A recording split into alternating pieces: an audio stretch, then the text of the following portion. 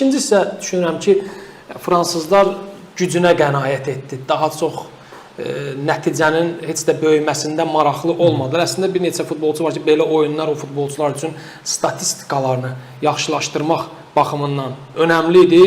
Fasildə bir məqamı biz danışdıq. Əslində Oser faciəsi Fransadan danışanda hər zaman müzakirə mövzusudur. Oser faciəsində də təsadüfdən belə bir paradoks vardı. Orada da iki qapıcıdan istifadə etmişdik birinci yarıda və digər qapısı o dönəm İlxan Həsənov və Nizami Sadıqov daxil olmuşdu. Bir qorxu, narahatlıq vardı. Nə yaxşı ki, bu oyunda biz ikinci yardakı əvəzetmə hər hansı bir negativ sonluğa gətirmədi. Fasilədəki əvəzetmələr daha çox müdafiə yönümlü futbolçular daxil oldu. Səbuhi Abdullazadə olsun, Mustafa Əhmədzadə olsun.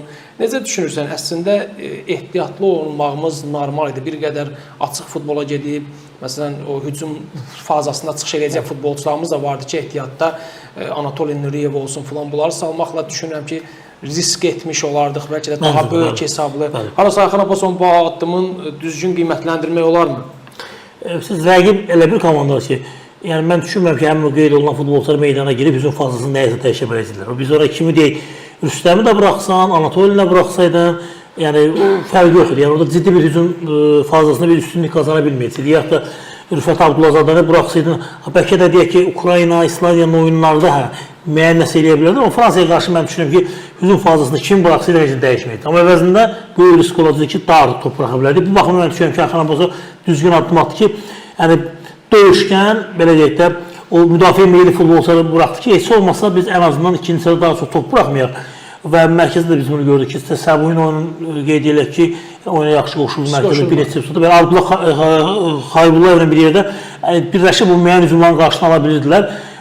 Yəni, qapısındakı bildiyim qədərini Şavrın zədələndi, yəni məzuniyyətdən atmaq bir addım bir də. Amma yaxşı ki, yəni o da aydında bir ciddi bir səhvlə intiqamıdır. Yəni, başa düşürəm. Əgər baş məşqçi həqiqətən də bu yöndə düşünüb, bu əvəzləmələr eləyibsə, mən də onu tərəfdarıyam.